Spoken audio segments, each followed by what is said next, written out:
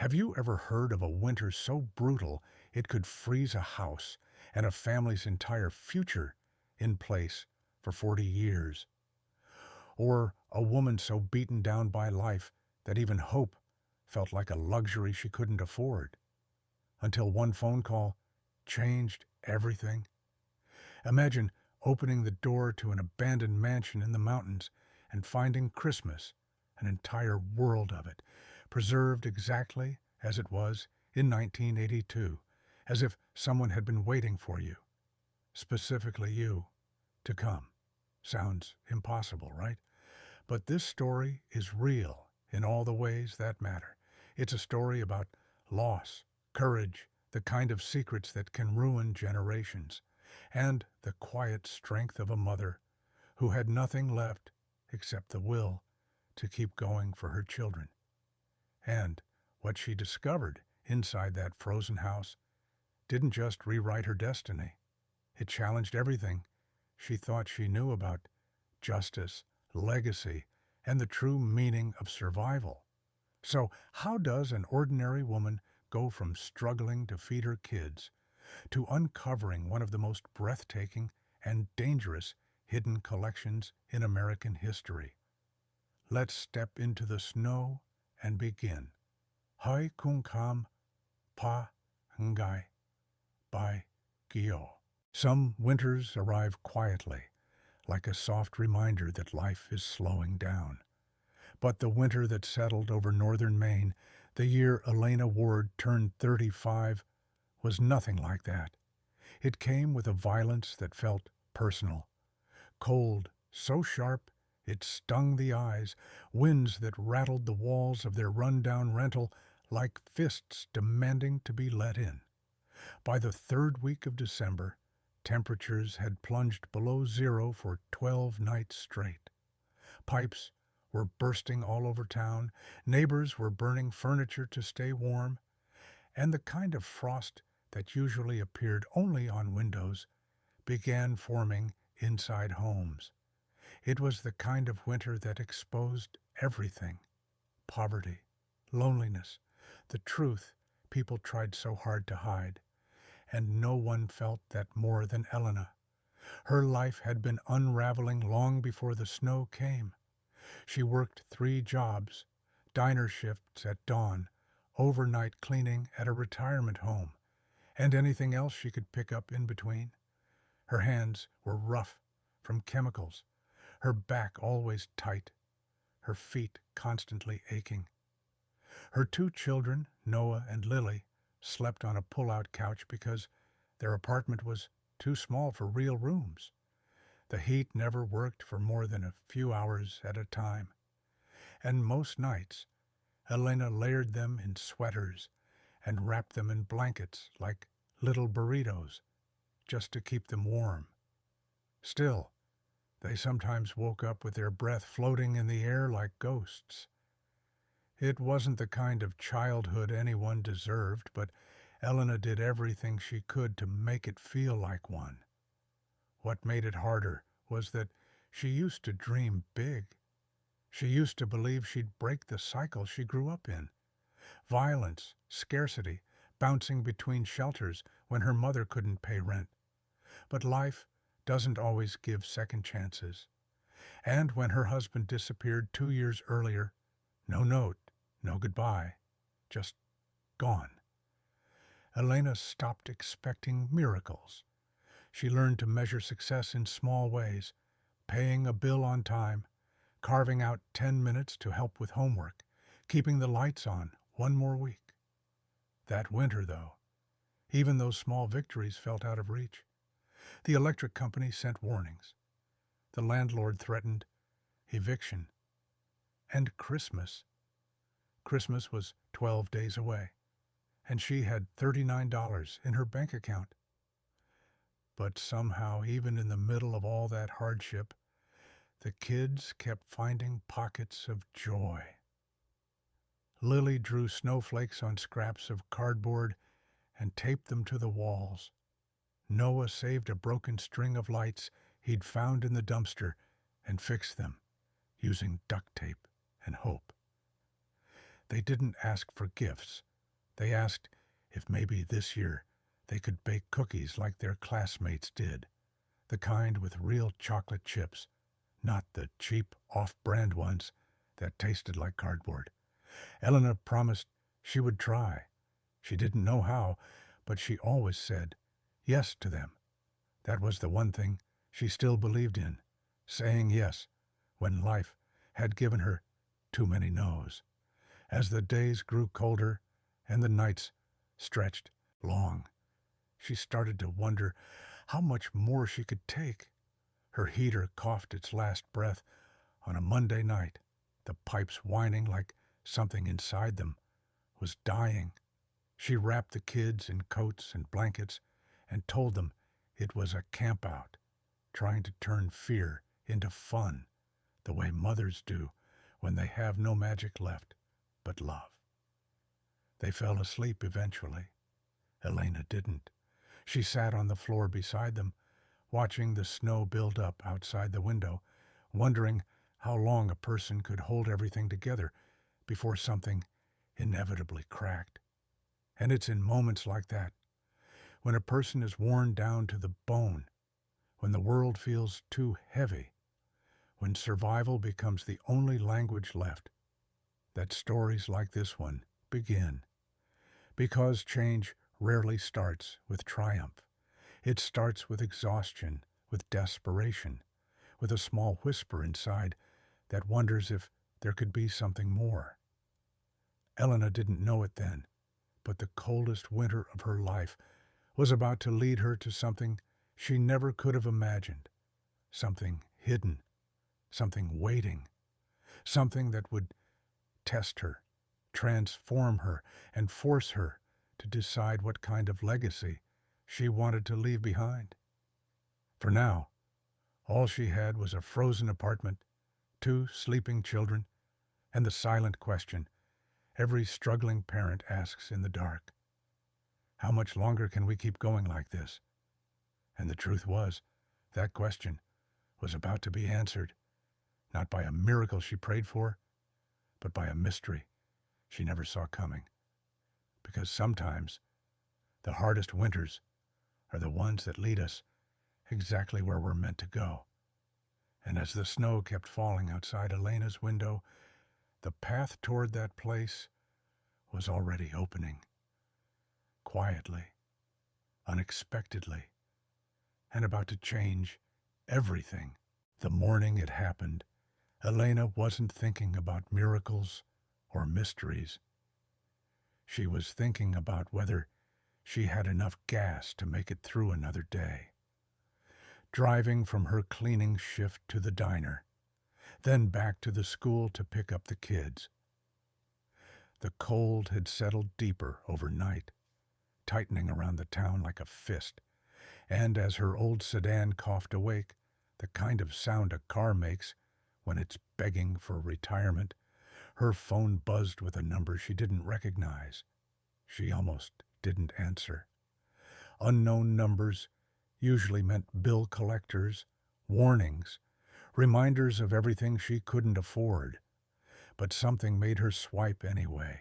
Maybe instinct, maybe exhaustion, maybe that tiny part of her that still hoped for something good. Ms. Ward, this is Attorney Samuel Rourke from the firm Rourke and Lindell in New Hampshire. I believe this call concerns your late relative, Margaret Lockridge. She blinked, not sure she'd heard correctly. Margaret who? Elena had no living relatives she knew of. Her mother had died when she was 17. Her father before she was born. Family, to her, meant broken branches on a tree no one bothered to water. She pressed the phone closer, as if proximity could make the words clearer. There must be a mistake, she said softly. But the man continued, steady and polite. A woman named Margaret, apparently her great-aunt, had passed away 2 months earlier, no spouse, no children, and according to a will drafted decades prior, everything she owned was to go to Elena. Everything. The word felt too big, too heavy, like it didn't belong in her vocabulary. Elena pulled the car to the side of the road because her hands had begun shaking. I I don't understand, she whispered. And the attorney, in that calm, professional tone lawyers seemed to rehearse in their sleep, explained that the estate, whatever it was, required her presence for verification and transfer. Estate. Another word that didn't fit her world. Her world was rent reminders taped to doors and frozen radiators and buying generic cereal because name brand was a luxury. Estates belonged to people who went on ski vacations or owned 2 dishwashers for reasons no one could explain. Still, Samuel assured her the paperwork was real. The lineage had been cross-confirmed. The address existed, and she, Elena Ward of Pine Harbor, Maine, was the last living heir of someone she'd never met. By the time the call ended, she could see her breath inside the car. Not from the cold, but from the shock, the kind that makes your lungs forget how to work. She sat there wondering if she was being scammed, if someone was trying to take advantage of her vulnerability. But scams ask for money. This one offered something impossible, something that felt like a puzzle piece sliding into place after being lost for decades. When she arrived at the diner later that morning, she told her co-worker, a 50-something server named Patty, who had a heart, louder than her voice, about the call. Patty just stared, spatula in hand. Honey, people like us don't inherit estates. We inherit medical bills and old debts. The comment was meant to be a joke, but it hit a little too close. Elena forced a smile and tried to shake off the weight of the call, but it stayed with her, like an itch under the skin, like a whisper she couldn't ignore. After her shift, she stopped by the library, one of the few warm places in town she could sit without buying anything. She searched the name Lockridge on an old public computer, the keys sticky from years of kids playing games on them. It took only seconds for the results to appear, articles, property records, a handful of pictures, and there it was, Lockridge Hall, a sprawling mountain estate in northern New Hampshire, built in 1884, over 14,000 square feet of preserved Victorian architecture sitting on nearly 40 acres of forest land. She stared at the screen until her eyes burned. It looked like the kind of place people visited on guided tours or put in Christmas movies, not something a worn-down mother living paycheck to paycheck could ever imagine stepping foot inside. The most she had ever inherited was a used microwave from a neighbor who moved to Florida. That night, after the kids were asleep, Elena printed the directions the attorney had emailed. Her hands shook as the printer spat out each page. She felt guilty for the flicker of hope rising inside her. Guilt because hope had betrayed her so many times before. Guilt because she was afraid to want something better. Guilt because a part of her believed this was all too good to be true. But even fear couldn't erase the truth she saw clearly on the screen. Someone, somewhere, had left her something enormous. And whether it was a blessing or a curse, she couldn't know until she faced it. The next morning, she bundled Noah and Lily into the car before dawn, leaving a note for the school explaining they'd missed the day. The drive was long and quiet, snow drifting gently across the highway like soft reminders of the unknown waiting ahead. As the kids slept in the back seat, Elena stared at the road and wondered what counted as a miracle these days. Was it a house? A second chance? A truth uncovered after decades? Or maybe it was the courage to show up, even when life had given you every reason not to. 2 hours later, She sat inside a mahogany-paneled office, staring at a man who looked like he'd stepped straight out of a courtroom drama. Samuel Rourke slid a thick folder across the desk. Inside it were photographs, signatures, lineage charts, proof. Proof that she was the last thread in a family history she hadn't known she belonged to. Proof that the estate was real. Proof that she was now the owner of a massive Victorian property, paid off, protected, and waiting. There was a moment, just one, when she didn't breathe, just sat there, letting the weight of it try to crush her. But instead of collapsing, something inside her steadied. Maybe it was the memory of sleeping on floors. Maybe it was the constant fight to give her kids the smallest scraps of normalcy. Maybe it was simply that, for the first time in her life, the world had placed an open door in front of her, and she wasn't going to walk away. As she signed the final document, a deed heavier than any paper she'd ever touched, she didn't realize she was also signing her way into a story far older than she was. A story of secrets, loss, and a legacy that had been waiting for decades. And whatever truth lay hidden inside Lockridge Hall, she would soon discover it, because now the house was hers. The drive up to Lockridge Hall felt like moving through a memory she didn't recognize. Snow layered the mountains in soft waves, each turn of the narrow road disappearing into a patchwork of white and shadow. Noah and Lily pressed their faces to the windows, fogging the glass with excited breath, their whispers filling the car like tiny sparks of wonder. Elena tried to absorb their joy, but her chest felt tight with a mix of dread and disbelief.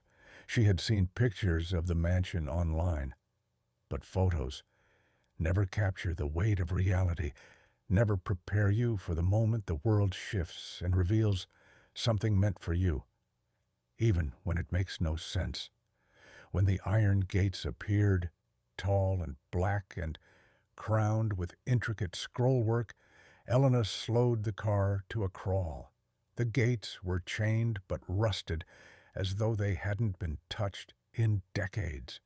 She stepped out, breath freezing instantly, as she fumbled with the heavy, old-fashioned key Samuel had given her. It slid into the padlock with surprising ease, as if the metal itself remembered her. When the chain fell, the gates groaned open, the sound echoing across the snow-covered grounds like a weary sigh, releasing years of secrets.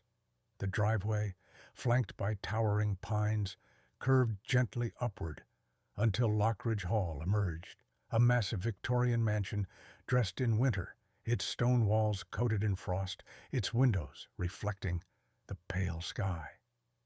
But what made Elena stop in her tracks weren't the size or the architecture, it was the decorations.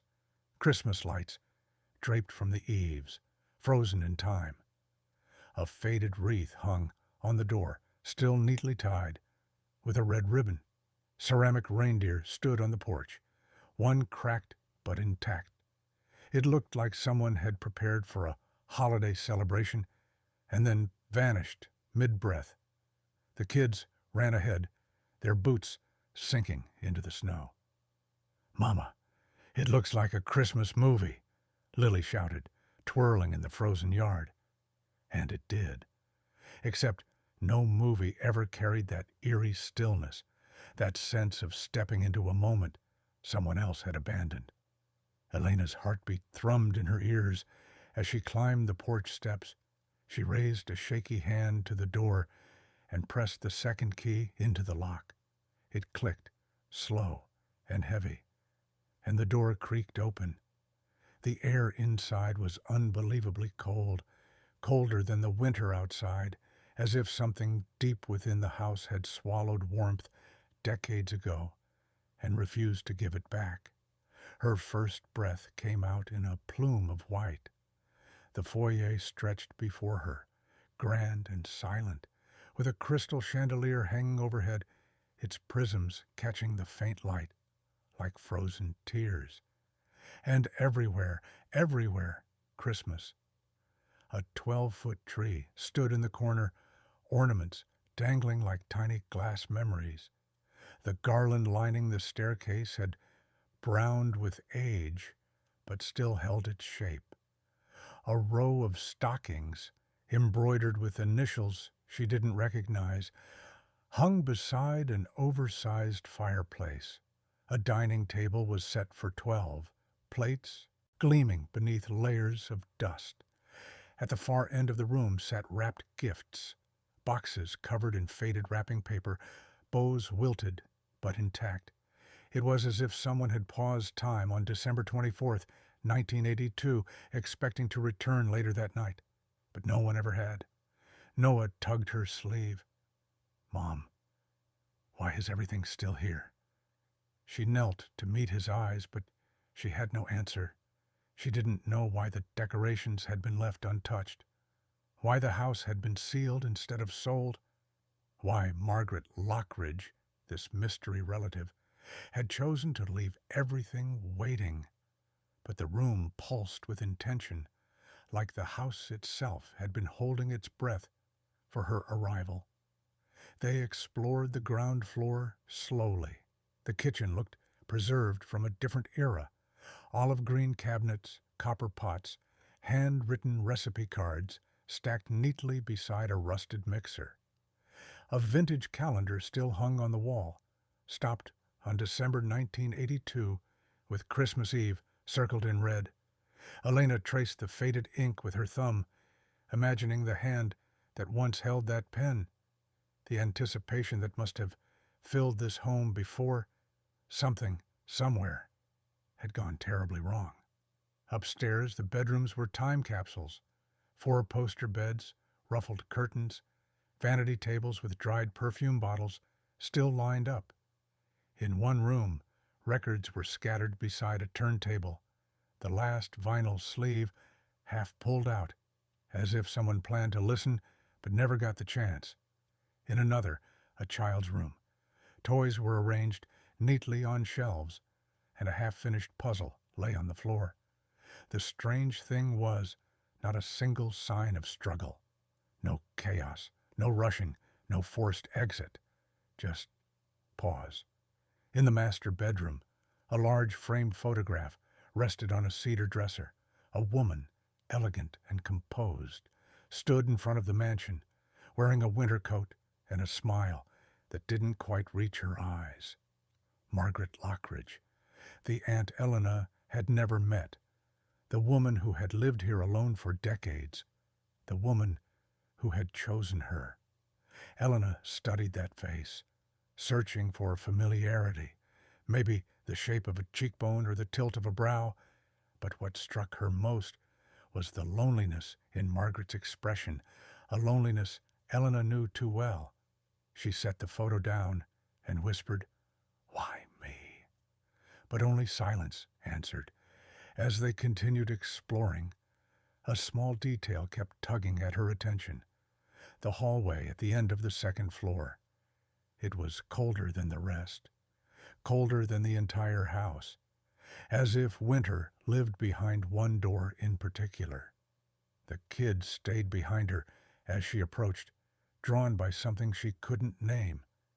The wooden door was carved with winter symbols, holly, snowflakes, stars, and unlike the others, this one had a keyhole shaped like a snowflake. She tried the last key. It didn't turn, but when her fingers brushed the center carving, a small engraved star, something clicked deep inside the door, a series of mechanical tumbles, unlocking like a safe. The door cracked open, releasing a burst of frigid air so sharp it made her gasp. Beyond it, nothing but darkness. Elena's flashlight flickered as she aimed it down the hidden staircase, carved from stone. The steps descended into cold so deep it felt alive. Lily clutched her mother's coat. "Mom, don't go down there," she whispered, her voice trembling. Elena hesitated. Everything in her body told her to leave, to turn back, to wait for help. But something else, instinct, maybe destiny, pulled her forward. Something in that darkness felt purposeful, waiting. But fear won for now. She stepped back, pulled the door shut, and listened as the ancient lock re-engaged, sealing the mystery behind layers of cold and silence. For a moment, she stood there, her heart pounding in her ears. She didn't understand the house, the decorations, the frozen moment in time. But she understood one thing with growing certainty. This inheritance was not an accident. Something had been left behind for her to find. Something locked away for decades, waiting for the right person, the right moment. And soon she would discover why. For the rest of that first day, Elena couldn't stop thinking about the hidden door, the cold hallway, the carved symbols, the way that ancient lock seemed to breathe awake the moment she touched it. But exhaustion won over curiosity, and with the kids tired and hungry, she decided they'd explore more in the morning. Still, long after Noah and Lily had fallen asleep under blankets in one of the upstairs bedrooms, Elena lay awake, listening to the sounds of a house that had been silent for 4 decades, the creaks in the rafters, the slow settling of old wood, the occasional echo that wasn't quite a sound, more a feeling in her bones that the house was remembering her presence. And beneath all of it, she sensed something waiting, something patient, something hidden behind that impossible door. At dawn, frost had crept across the inside of the windows like delicate lacework. Elena wrapped herself in a wool shawl she found in one of the closets, soft, heavy, carrying a faint lavender scent that felt oddly comforting. The kids were still asleep, so she headed down the hallway alone, her footsteps quiet on the old hardwood floor. Light filtered through the stained glass at the end of the corridor, scattering soft blues and reds across the walls. Each step she took toward the hidden door seemed to chill the air another degree, as if she were crossing an invisible threshold. The door looked smaller in the morning light, but more out of place than ever. Victorian houses often had servant staircases and hidden alcoves, but this felt older. The carvings, snowflakes, holly leaves, stars, didn't match the house's architectural style. They looked hand-cut, precise, and strangely foreign, like relics from another century. When she brushed her fingers over the wood, she felt the faintest vibration beneath it, almost like a heartbeat. She tried the key again, even though she knew it wouldn't work. It turned just enough to tease a possibility, then stopped. But this time, when she pressed her hand against the center star engraving, she didn't pull back immediately. Something urged her to lean in, to feel, to listen. She held her breath, and slowly, just like before, the hidden mechanism inside the door shifted, metal tumbling softly beneath the wood until the lock gave way with a deep, resonant click. Her flashlight sliced through the darkness below as she opened the door. The stone staircase dropped steeply, the walls narrowing into a tunnel carved by hand rather than construction tools. Dust particles hovered in the air like ancient snowflakes.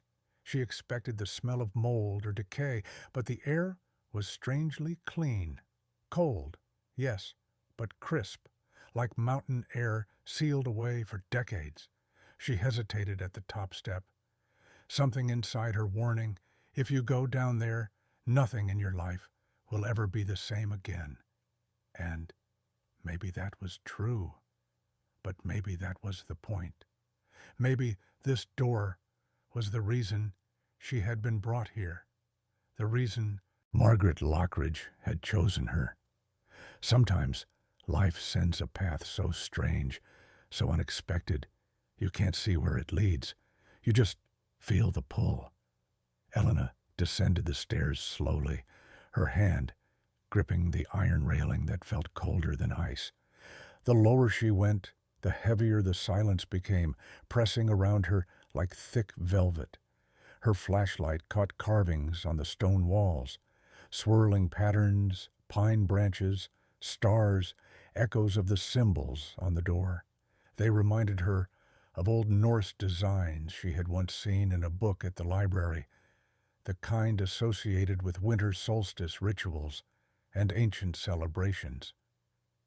But she didn't understand why those markings would be hidden beneath a Victorian mansion in New Hampshire. When she reached the bottom step, the tunnel opened into a small landing. Her breath caught. Before her stood a second door, larger, iron-bound, with a circular emblem in the center, depicting a winter sun surrounded by 12 smaller symbols. It looked impossibly old, older than the house above it, older even than the photographs she'd seen of Margaret's early childhood. Elena lifted her flashlight, and the beam glinted off something embedded in the iron, a tiny keyhole shaped like the same snowflake pattern from upstairs. But the upstairs key didn't fit. She tried anyway. The metal refused. She pressed her palm to the winter sun emblem, hoping the mechanism would react the way the first door had. Nothing happened. Not even the faintest sound. It didn't move because, she realized, it wasn't waiting to be opened by touch alone. It was waiting for something else. The realization hit her hard and sudden. This wasn't just a hidden storage room or basement. Someone had built this with intention. Someone had buried something behind an iron door that took more than a key, more than touch, maybe more than logic to unlock. And Margaret, the quiet woman who lived here alone for decades, had guarded it. Why? What had required protection so deep, so secret? It had been entombed beneath stone and symbols. As Elena stepped back, the cold in the chamber seemed to intensify. She climbed the stairs, her pulse quickening, and shut the first door behind her. For a moment, she rested her forehead against the wood, grounding herself. She didn't know what lay beyond that iron door, but she could feel its presence now, like a quiet hum beneath the floors of Lockridge Hall. And she understood something important, something that slowly settled in her chest, like truth finding its place. This house was not frozen in time by accident. It had been waiting, preserving, guarding. And if she wanted answers, real answers, she would have to unlock that deeper door. Whatever secrets Margaret had tried to bury were no longer buried. They were stirring. And Elena, whether she liked it or not, was now part of whatever story had begun long before she was born. For now, she stepped back into the hallway, gathering herself, knowing she could only keep the children in the dark for so long. And as she turned away, the old chandelier above her flickered. Not a draft, not faulty wiring, but a soft, deliberate pulse of light. Almost like acknowledgement. Something in this house had awakened. For the next 2 days, the mystery of the iron door cocooned Elena's thoughts. Every creak of the mansion, every flicker of the chandelier, every chill that drifted through the hallways seemed to whisper the same quiet message. There is more. Keep looking. She tried to stay focused on settling the kids into their temporary rooms, unpacking what little they'd brought, and getting groceries in town. But her mind kept circling back to the cold staircase beneath the floorboards. Whatever lay behind that iron door wasn't just old, it was intentional, sealed, protected, and secrets that carefully hidden don't stay buried forever. On the third morning, while searching through a cedar chest in the upstairs study, Elena found something that made her breath catch: a stack of leather-bound journals tied together with brittle twine. The covers were worn, cracked at the edges, and embossed with the initials H.L., Harriet Lockridge.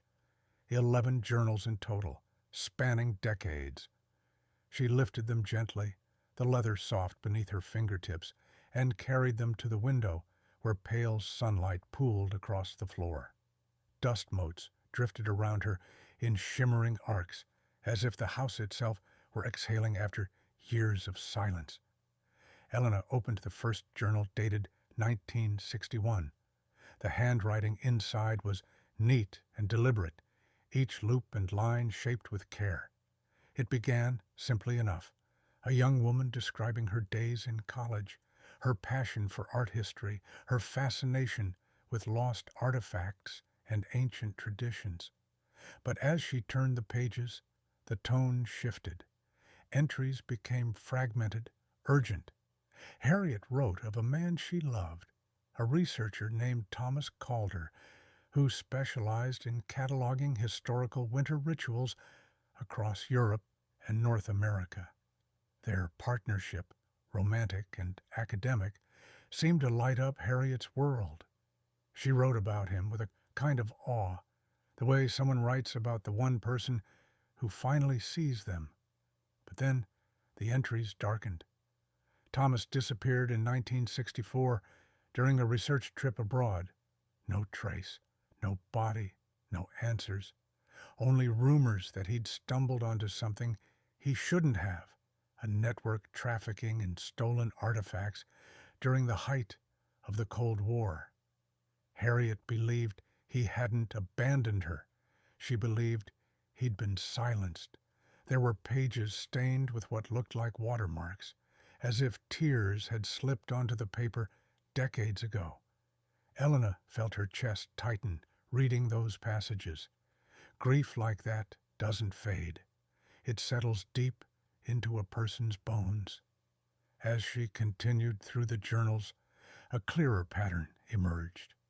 Harriet spent years collecting rare winter artifacts from museums, private sellers, and underground brokers. Some she bought legally. Others she rescued from people trying to destroy them or hide them away. Her writing shifted from passion to obsession, describing hidden auctions, forged documents, and travel routes across Europe and Canada used by smuggling networks long before modern tracking existed. Harriet documented everything: names, dates, conversations whispered in alleys, codes scribbled on napkins, like a woman trying to build a map to a truth the world refused to see. One journal contained clippings of missing artifacts: Russian iconographic carvings, Inuit winter solstice masks, 18th century German toy work, ancient solstice figurines believed lost during wartime evacuations. Many of the items in the clippings matched objects Elena had seen in the underground chamber or glimpsed through the crack beneath the iron door. Then she reached the journal from 1982. Its pages trembled as she turned them, brittle with age. The entries grew shorter, more frantic. Harriet described being followed, receiving threats, hearing footsteps outside the mansion at night. She wrote about the decision to seal the house on Christmas Eve, locking away the collection, shutting down the estate, removing herself from public life. One entry read, "If I disappear, it will not be by choice. The truth lives here now, sealed deeper than anyone can access without understanding why it must stay hidden. One day, someone will come who sees more than the darkness. Elena closed the book, her heartbeat loud in the quiet room. These weren't just journals. They were a confession, a warning, and a breadcrumb trail. Harriet hadn't been a recluse or a collector indulgently hoarding treasures. She was a woman trying to protect knowledge, pieces of history vulnerable to those who valued profit over truth. And she was terrified, not of the artifacts themselves, but of the people who wanted them, the people who had taken Thomas, the people who had watched her until she locked herself away. As Elena sifted through the remaining journals, she noticed how Harriet's tone evolved from fear to determination, and then to solitude. She wrote about spending holidays alone, about the ache of looking at the decorated tree year after year with no one to share it with, about the haunting weight of loving someone the world refused to acknowledge. It wasn't just the artifacts she preserved, it was memory, identity, grief, a life hollowed by loss, but held together by purpose. Reading those words, Elena felt something shift inside her. She recognized Harriet's pain, not the specifics, but the shape of it. Grief that rearranges a life, love that leaves a mark even after it's gone. The quiet resilience required to keep going when the world closes in. And she realized something else. Harriet had lived in isolation, surrounded by priceless relics, but starved of connection. And in a quiet, unspoken way, Elena understood that feeling. Poverty can isolate a person just as deeply as wealth can. Trauma builds invisible walls no one else sees. But Harriet had chosen her, not by accident, not by randomness, but with intention. Something in this legacy was meant to be passed forward, not buried. Something Harriet couldn't finish alone. Elena wasn't sure what that meant yet, but she felt a strange sense of responsibility settling over her. A sense that maybe she had been given this inheritance because she knew what it meant to live through darkness and still reach for the light. She gathered the journals gently, stacking them in order. The kids came running in a few minutes later, laughing about how they'd turned the attic into a makeshift castle hideout. Elena held them close, their warmth grounding her. Harriet had lived alone, but Elena wasn't alone. She had her children. She had questions now. And she had a house full of secrets that weren't going to stay quiet forever. As evening fell and snow drifted softly past the windows, Elena found herself looking down the hallway toward the hidden door again. The carved star at its center glimmered faintly in the dim light, almost like an invitation. The meaning of those symbols, the truth behind the iron door, the reason for Harriet's choices. All of it pointed to one conclusion: the deeper truth waited below. The first sign arrived quietly, almost too quietly, so subtle that Elena almost convinced herself it wasn't real. A tire track in the snow that didn't match her car, a footprint too large to belong to anyone in her family. A van parked halfway down the mountain road with no license plate on the front. Small things, the kind of things you ignore when you desperately want to believe you're safe. But safety in a place like Lockridge Hall was always an illusion, and the house seemed to know it long before Elena did. It began 3 days after she'd finished reading Harriet's journals. Snow was falling in slow spirals that morning, the kind of gentle storm that makes the world feel momentarily peaceful. Elena was in the kitchen boiling water for oatmeal when she noticed movement outside through the frosted window. A drone, small, black, almost silent, hovered above the tree line. It darted left, then right, then dipped low as though scanning the property. Her stomach tightened. This wasn't a delivery drone or a curious tourist's toy.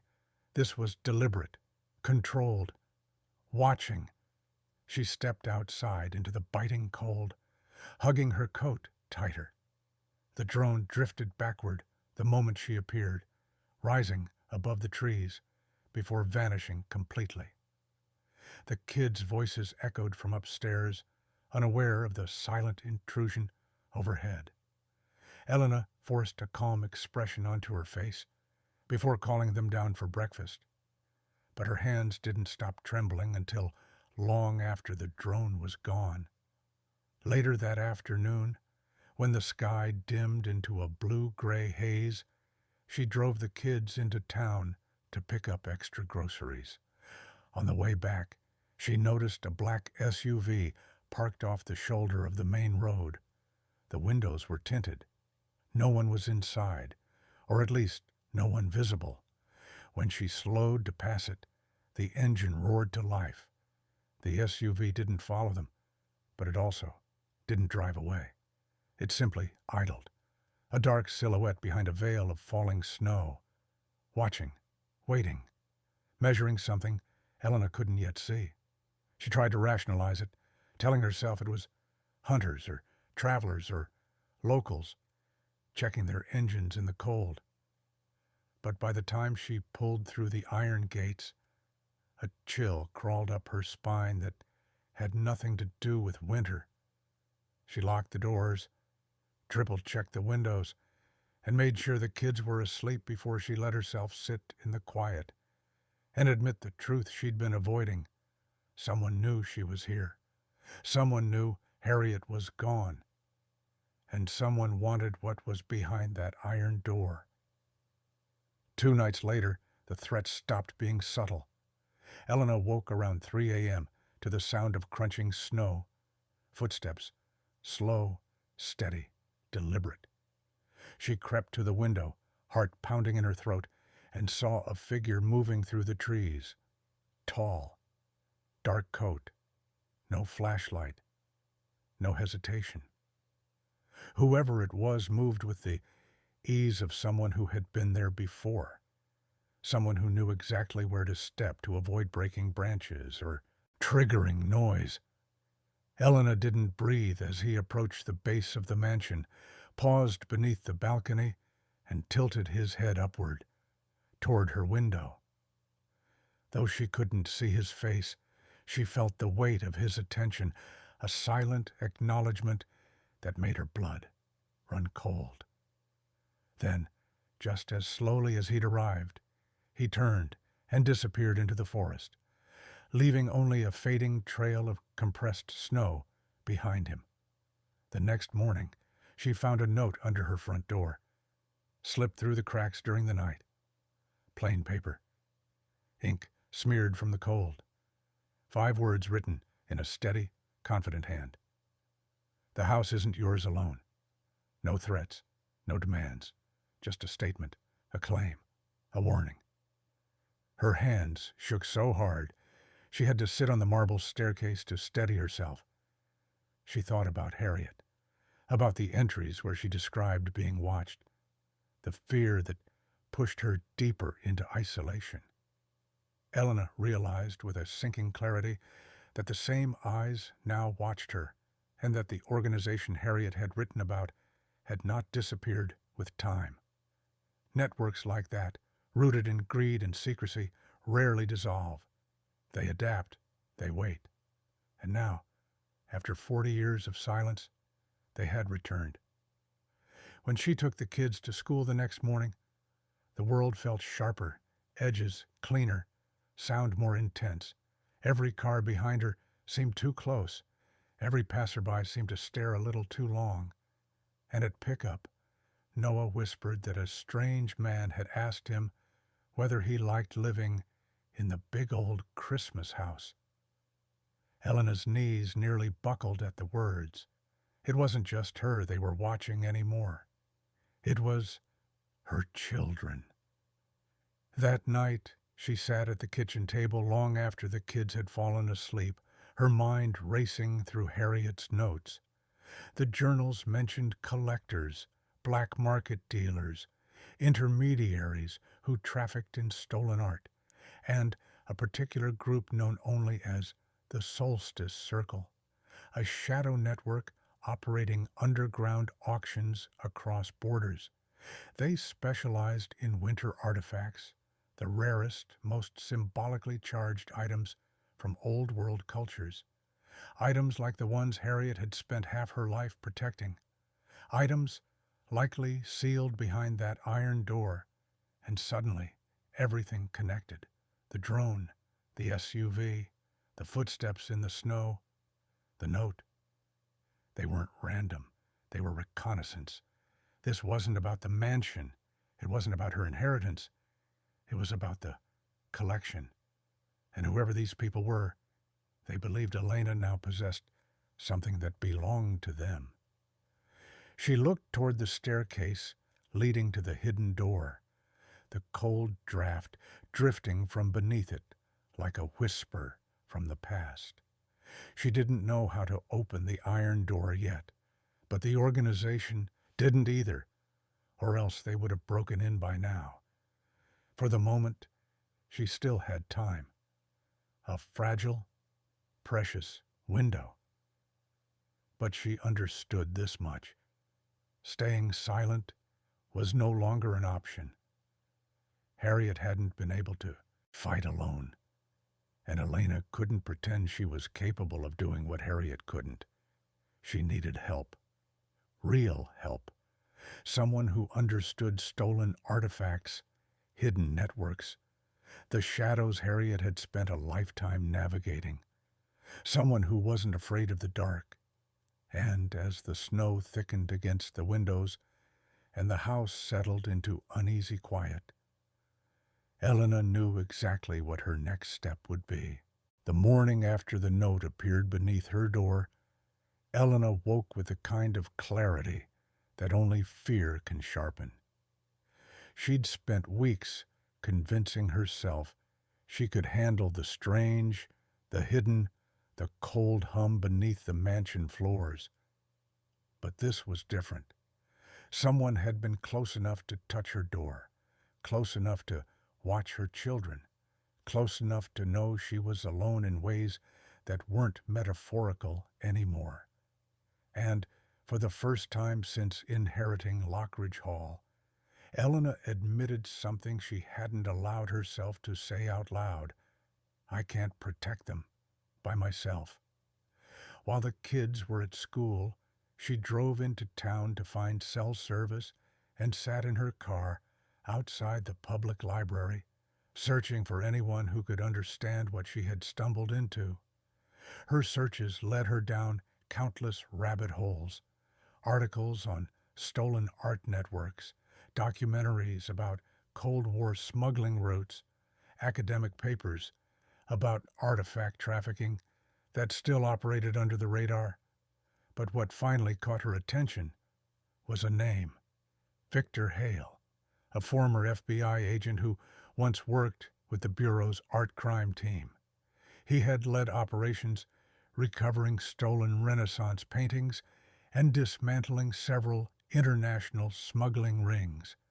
After retiring early, he built a reputation as a consultant for families dealing with disputed estates, hidden collections, and cross-border claims. If anyone could untangle Harriet's legacy, it was him. She emailed him with trembling hands, explaining her situation without mentioning the hidden door or the organization outright.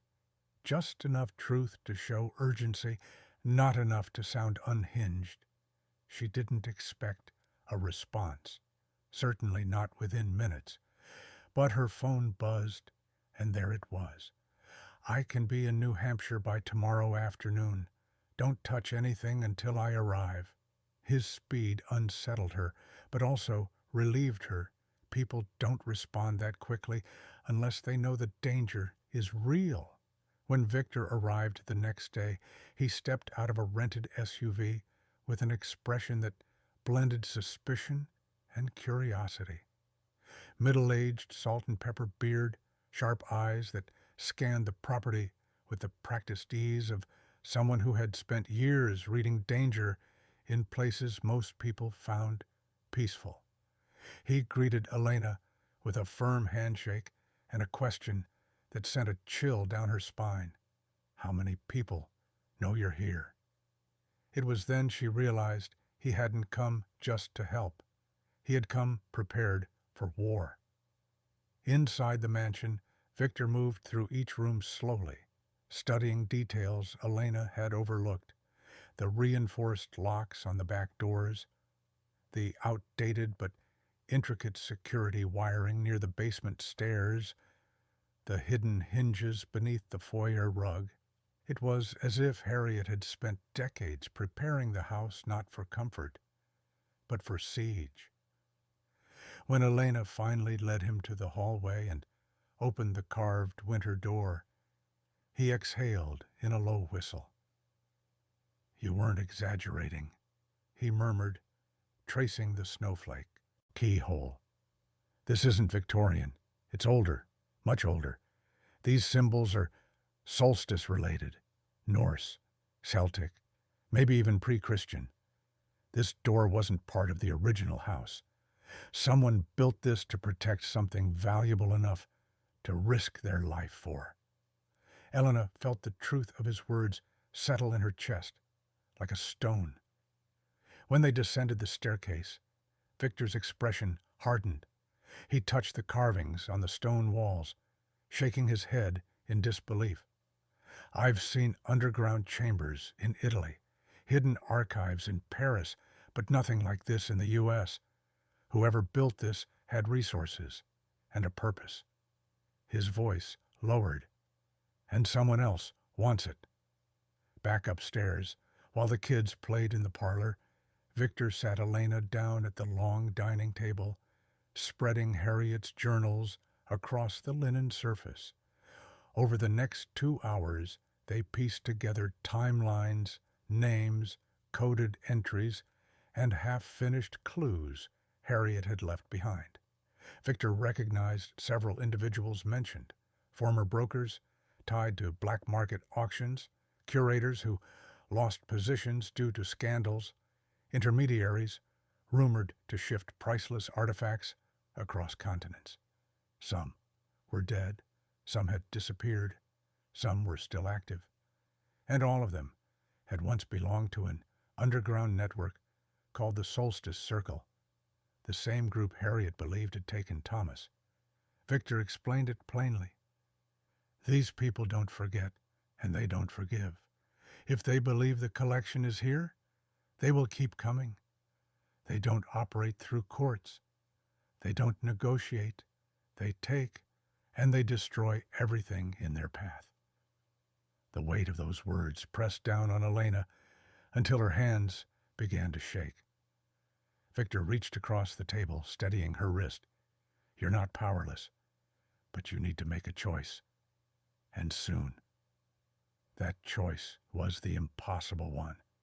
One path meant accepting the financial value of the legal items in the collection, millions of dollars that could lift her family out of poverty forever, money that could give her children everything she never had.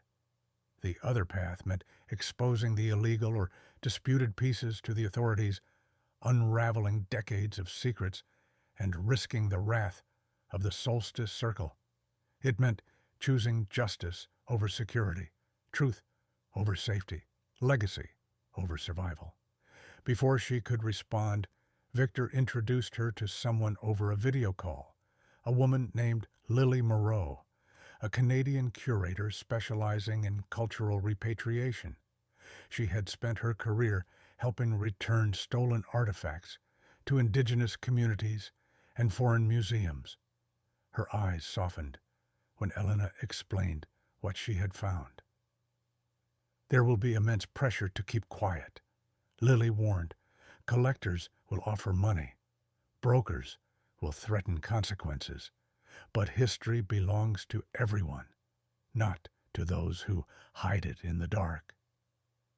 That conversation became a turning point, not because Lily had answers, but because she treated Elena with a dignity Elena hadn't felt in years. For once, someone didn't see her as the poor woman in a wealthy house. They saw her as someone brave enough to stand at the crossroads of history and decide which direction it should take. That night, after Victor left to book a safe hotel outside town and the kids had fallen asleep, Elena sat alone in the dim living room. Snow tapped against the windows in soft rhythms, like quiet fingers reminding her of the danger outside. She stared at the decorated Christmas tree frozen in time, imagining Harriet sitting in that same room 40 years earlier, wrestling with her own choices, her own fears. Elena understood her now in a way she never had before, understood what it meant to carry a truth so heavy it threatened to crush everything you loved. She thought of her children sleeping upstairs, thought of the footsteps outside at night, thought of the note slipped beneath her door. She knew that if she chose money, she would be condemning herself to a lifetime of looking over her shoulder. If she chose justice, she would be stepping into a storm bigger than anything she had ever known. But storms have a strange way of revealing who we are. Sometimes the hardest choices are the ones that define us. And in that silent, snow-filled night, she made her decision, not out of courage, but out of something deeper, something quiet, something fierce, something she had carried her entire life, even when the world tried to break it. She would not run. She would not hide. Harriet hadn't chosen her by accident. This legacy wasn't wealth. It was responsibility. The day Elena chose to go public, the sky hung low and heavy, the kind of gray that feels like the world holding its breath. Snow was expected by evening, but the air already carried that metallic tension that precedes a storm. She stood before the tall windows of Lockridge Hall, watching the frost slowly consume the glass from the edges inward, like winter itself was urging her onward. Victor had warned her that once she stepped into the light, there would be no turning back.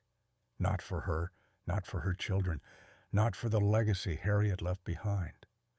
But fear is a strange thing. It can freeze you in place, or it can push you forward when you least expect it. And that morning, fear pushed her toward truth.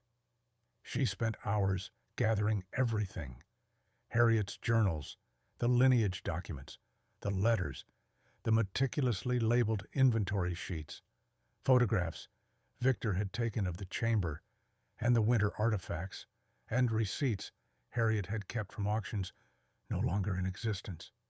Together, they created a timeline, a story of devotion, loss, danger, and resistance, a story no one could ignore once it was spoken aloud. Victor insisted she keep copies hidden in multiple places. The moment you expose a secret this big, he said, its shadows start fighting back. Elena understood that now, more than ever. By afternoon, the press conference was set at the town hall. Victor coordinated with a contact at the Boston Globe, while Lily Moreau joined remotely, making sure representatives from museums, indigenous communities, and cultural institutions were present. Word traveled fast in small towns, and soon the entire community heard that the mysterious young woman living in the old Lockridge estate was holding an announcement. Some came out of curiosity, some out of concern, others because small towns are built on stories, and this was the biggest story Pine Harbor had seen in decades. When Elena stepped onto the podium, the room fell into a hush. She felt hundreds of eyes settle on her, reporters with buzzing cameras, local residents clutching their coats, officers standing near the back, and her two children sitting in the front row, their faces pale with nervous pride. She rested her hands on the wooden lectern to still the trembling. Victor nodded from the side, urging her silently to breathe. She began with the truth that mattered most. I inherited a house, but what I found was a responsibility. Her voice wavered at first, but steadied as she continued. She told them about Harriet, her brilliance, her heartbreak, her mission to protect history from those who sought to erase or exploit it. She spoke of Thomas Calder, of the Solstice Circle, of decades of silence born from fear. The room grew stiller and stiller. Even the cameras seemed to quiet themselves. Elena lifted the first journal. Pages yellowed with time. "This," she said, "is the voice of a woman who refused to let the past disappear." Then she revealed the collection, carefully, respectfully, showing photos of the artifacts without exposing their locations. She explained which pieces were legally acquired and which were stolen or disputed, prepared to be repatriated. She announced her partnership with museums and international cultural councils to determine rightful ownership. She declared her intent to auction only the legal pieces, with proceeds funding a new nonprofit, the Winter Hope Foundation, dedicated to cultural preservation and community support programs in honor of Harriet and Thomas. The reporters erupted with questions, rapid, sharp, hungry. But beneath the flurry of voices, a different energy pulsed through the room, something like wonder, something like justice, beginning to thaw after decades of cold. Elena saw it in the eyes of the townspeople, people who had judged or doubted her since she arrived. For the first time, they looked at her not as a stranger, but as someone brave enough to speak truth into a room that wasn't built to welcome her. In that moment, she understood something powerful. Sometimes exposing the darkness isn't about destroying it. It's about showing others how to walk through it. But even as light filled the town hall, shadows stirred elsewhere. Hours after the conference, national media picked up the story. Headlines spread across news sites. Hashtags trended. Experts debated the scale of the discovery. Cultural institutions released statements of gratitude. And deep in the cracks of the internet, in private forums and encrypted channels, other conversations ignited. Conversations filled with anger, entitlement, and intent. The Solstice Circle, long dormant in public memory, felt the sting of exposure. That evening, as snow began to fall in thick, swirling sheets, Elena stood on the porch watching the headlights of news vans fade down the road. The wind howled across the fields, carrying the scent of fresh cold. She felt both lighter and heavier. Lighter because the truth was finally spoken. Heavier because speaking truth had consequences. Her phone buzzed endlessly with messages, thanks, warnings, offers, threats, blurring together into a fog of emotion she didn't have the energy to untangle. Victor stayed close, scanning the tree line, listening to sounds the way only someone trained for danger can. "You did the right thing," he said softly, though his eyes never left the forest. "When the world tries to bury truth, someone has to dig it back up." Elena nodded, feeling the chill seep through her coat. But what she didn't say out loud was the truth pressing hardest against her heart. Exposing the story didn't eliminate the danger. It magnified it. Later, after putting the kids to bed, she walked alone through the mansion's quiet halls. The Christmas decorations, still as haunting and beautiful as the day she found them, seemed different now, less like relics, more like witnesses. She paused by the cold hallway leading to the hidden door. The frost on the wooden surface shimmered faintly in the moonlight, as if responding to her presence. Something behind that iron door pulsed softly, like a heartbeat, waiting for its turn to be heard. Elena placed her palm against the carving, not to unlock it, but to acknowledge it. The house had kept secrets for decades. Tonight, for the first time, she had given it a voice. Outside, the snowstorm intensified. Wind scraped against the windows, and shadows flickered between the trees. The solstice circle would come. She knew that now. Darkness always moves fastest when light begins to spread. But she also knew something Harriet never had. She wasn't fighting alone. She had Victor. She had Lily.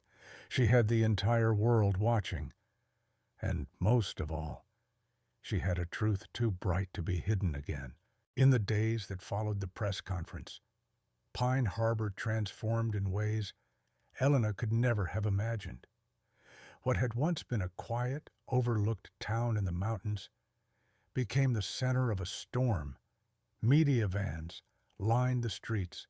Reporters interviewed longtime residents at diners.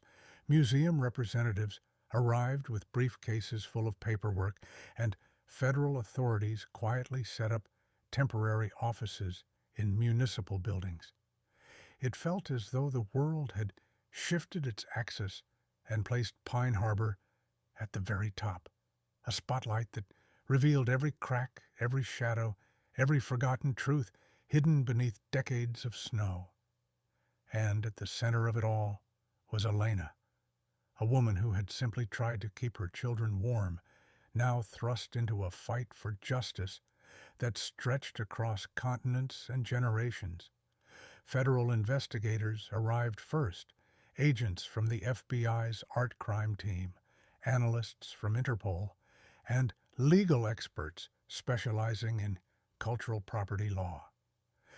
Victor coordinated introductions, keeping Elena grounded as the mansion filled with strangers carrying scanners, cameras, and equipment to document what Harriet had spent her life protecting.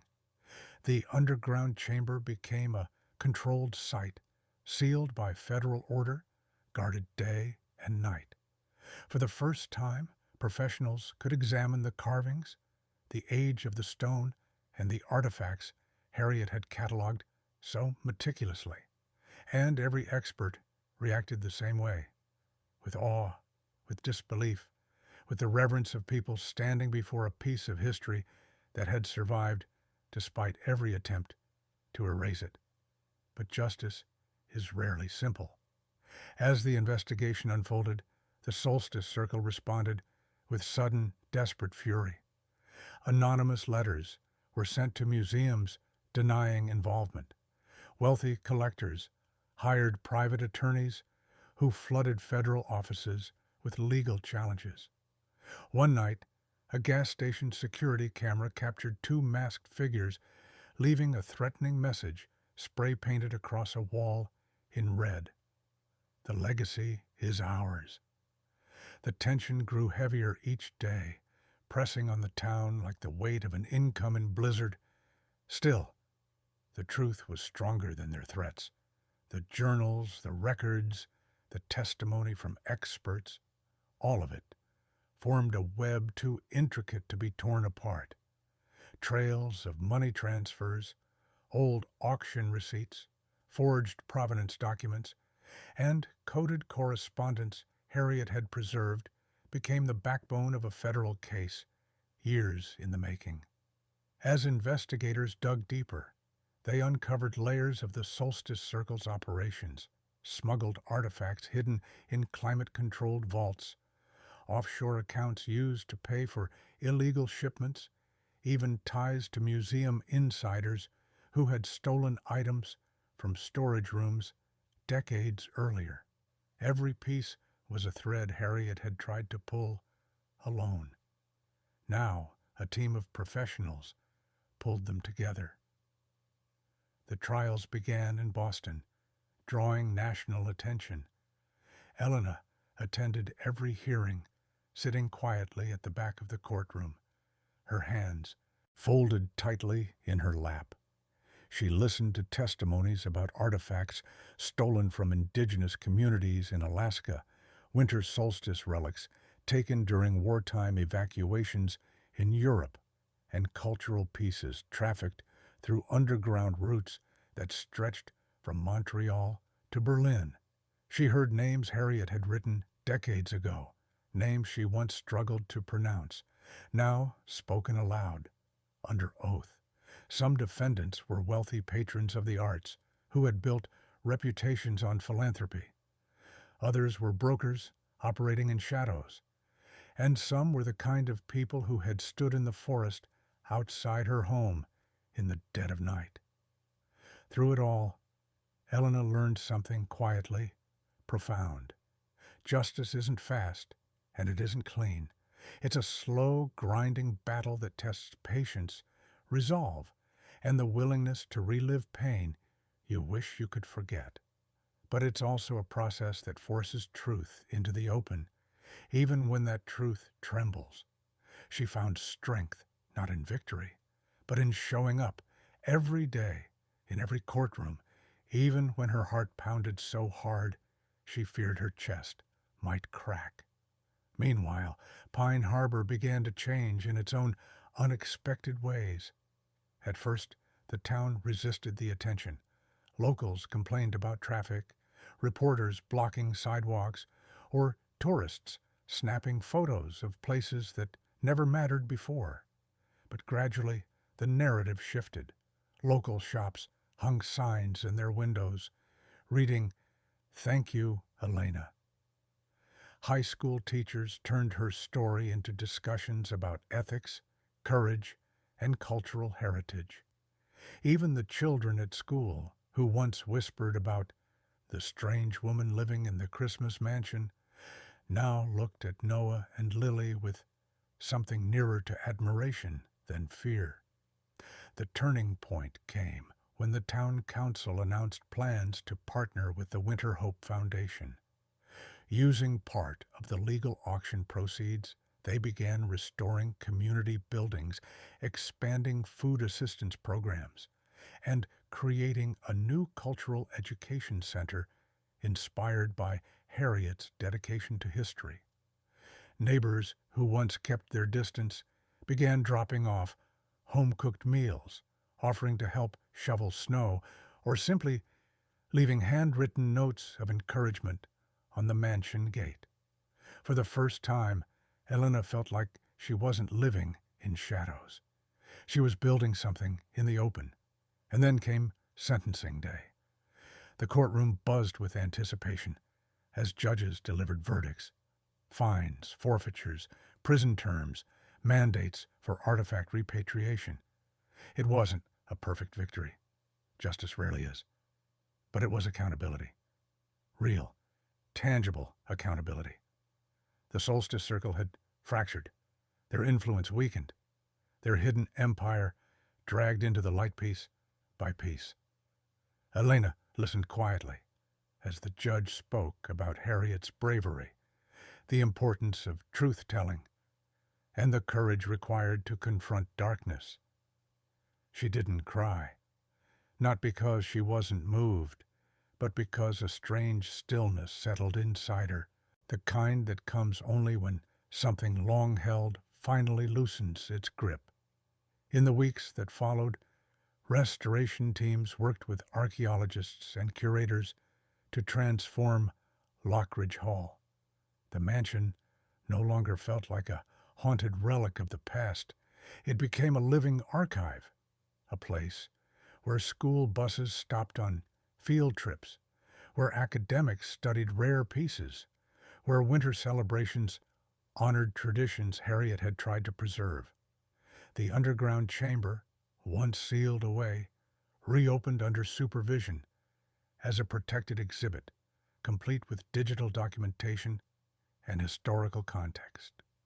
And through all the bustle, all the construction and planning, Elena found moments of quiet reflection, standing on the balcony at dusk, watching children play in the snow below, hearing the laughter of neighbors carried through the crisp air.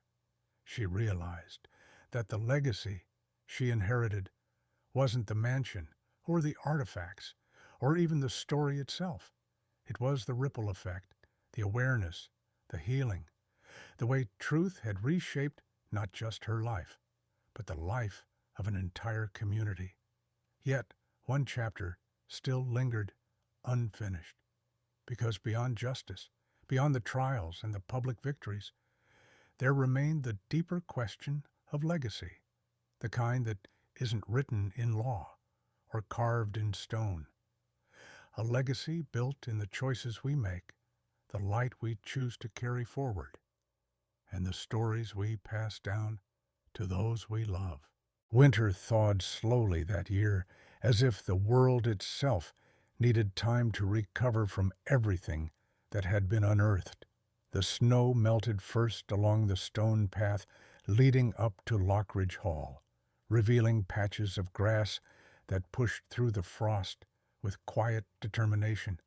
Inside, sunlight began pouring through the cleaned windows, splashing warm gold across rooms that had once been frozen in silence. The Christmas decorations, preserved for decades, were carefully removed and catalogued by curators. But Elena kept one ornament, a small glass star Harriet had hung near the top of the tall tree. It wasn't valuable by any museum's measure, yet she treasured it like a compass, pointing her toward the life she was choosing to build. Weeks turned into months, and slowly the mansion transformed into a different kind of home. Contractors restored the old woodwork. Electricians updated wiring untouched since the 1950s, and volunteers from Pine Harbor helped repaint walls that had held stories in their faded color. The once frozen dining hall became the heart of the estate, a gathering place where community meetings were held, where children learned about winter folklore, where researchers shared discoveries about the artifacts Harriet had protected for so long. Elena watched from the doorway sometimes, her chest swelling with a pride she didn't recognize at first. It was the feeling of something new growing where fear had once lived. Noah and Lily thrived in ways she could have never predicted. Noah, once quiet and withdrawn, joined a school program inspired by the Cultural Center's expansion. He spent afternoons helping with exhibits, explaining artifacts to visitors with a kind of excitement only a child discovering purpose for the first time can possess. Lily danced through the hallways, her voice echoing like a small bell, as though she could sense the history in the walls and felt compelled to keep them alive with joy. Their laughter filled the mansion in a way that erased decades of loneliness, turning it into a place where hope didn't just arrive, it stayed. And yet, even amidst the transformation, Elena often found herself drawn to the balcony overlooking the snowfield behind the house, where a twilight painted the horizon in shades of rose and violet. It was where she allowed herself to breathe, to reflect on the winding path that had brought her here. She thought about Harriet, about the journals filled with fear, resilience, and devotion. She thought about Thomas, whose absence had shaped an entire life. She thought about the Solstice Circle, now fractured in courtrooms and headlines, exposed under the harsh light of justice. And she thought about herself, the woman who once measured life by the next bill, the next shift, the next narrow escape from eviction, now holding the keys to a legacy larger than anything she had ever believed possible. One evening, Victor returned to Lockridge Hall for a final visit before leaving for his next consulting case. They stood on the balcony, watching the first fireflies of spring flicker in the tall grass.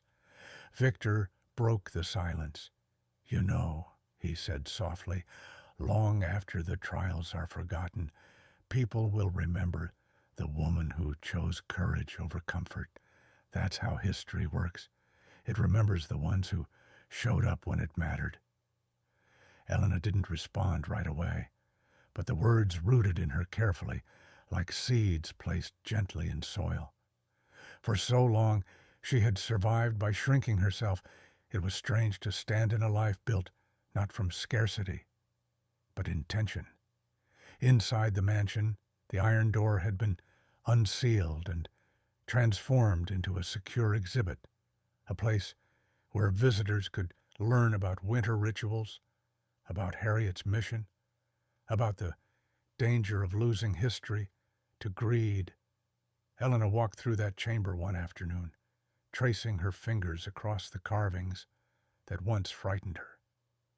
Now, the cold stone felt different, no longer a barrier, but a reminder. The artifacts weren't symbols of fear anymore. They were symbols of endurance, of stories that survived wars, displacement, and the shadows of those who sought to erase them.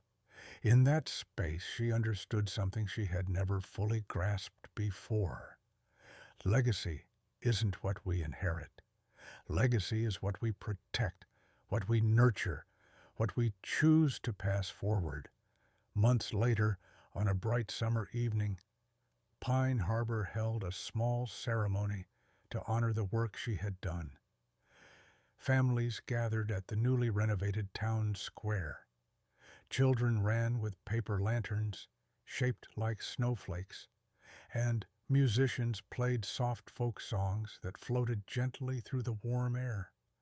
When Elena stepped onto the small outdoor stage, applause rose like a wave, gentle but powerful enough to wash away the last traces of doubt she had carried. She spoke briefly, thanking the town for their support, for believing in truth even when it was complicated. But her final words were quieter, meant not just for them, but for herself. Hope doesn't come from the past. It comes from what we choose to do with it. That night, back at Lockridge Hall, she gathered Noah and Lily in the hidden chamber, now illuminated with soft museum lighting. She held the old glass star in her hand, the one Harriet once placed on the Christmas tree, and pressed it gently into Noah's palm. "This isn't about the artifacts or the money," she said, her voice steady. "It's about choosing the light, even when life gives you darkness." Noah nodded, understanding in a way, deeper than words. Lily wrapped her small arms around Elena's waist, and the three of them stood together beneath the vaulted stone ceiling, a family rebuilt from the rubble of forgotten history. As they climbed the stairs and stepped back into the warm glow of the mansion, the night air hummed softly through the open windows. Elena turned off the lights, letting twilight settle into the hall, and for the first time in a long time, she felt the world exhale around her, not in warning, but in peace. And as the final chapter of this story closes, it becomes clear that the true inheritance wasn't the house or the artifacts or even the mystery unraveled. The true inheritance was the courage to rewrite a destiny shaped by loss into one defined by purpose.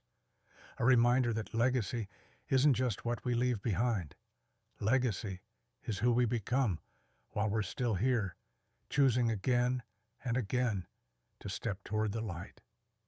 Share this video with someone who needs a reminder that ordinary people can still make extraordinary choices.